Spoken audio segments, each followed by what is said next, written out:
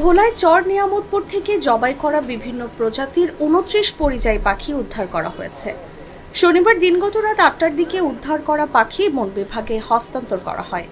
ভোলা সদর উপজেলার ভারপ্রাপ্ত মৎস্য কর্মকর্তা মোহাম্মদ মাহফুজ হাসান আইন জানান, বিকেলে ভোলা সদর উপজেলার চর নিয়ামতপুরের মেঘনা নদীতে অবৈধ জাল উদ্ধারের অভিযান চালায় নৌপুলিশ।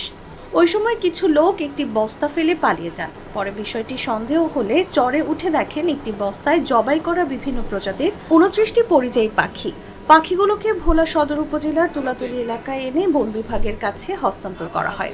তিনি আরও জানান, প্রতি বছর শীত মৌসুমে শিকারীরা বিভিন্ন চরাঞ্চলে আসা পাখিদের খাবারের সঙ্গে বিষ মিশিয়ে অজ্ঞান করে, পরে জবাই করে সেগুলো বিক্রি করে।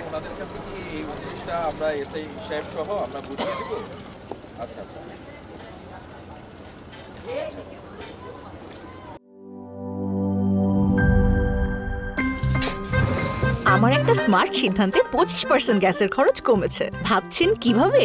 সাধারণ গ্যাস স্টোভ বদলে আমি এনেছি আরএফএল গ্যাস স্টোভ। এর সাইন্টিফিক নজল ও ব্রাস বার্নার ক্যাপ সমানভাবে তাপ ছড়িয়ে রান্না করে দ্রুত, তাই গ্যাসও বাঁচায় 25%, টাকাও বাঁচে 25%। আরএফএল গ্যাস স্টোভ নিরাপদ ও গ্যাস সাশ্রয়ী।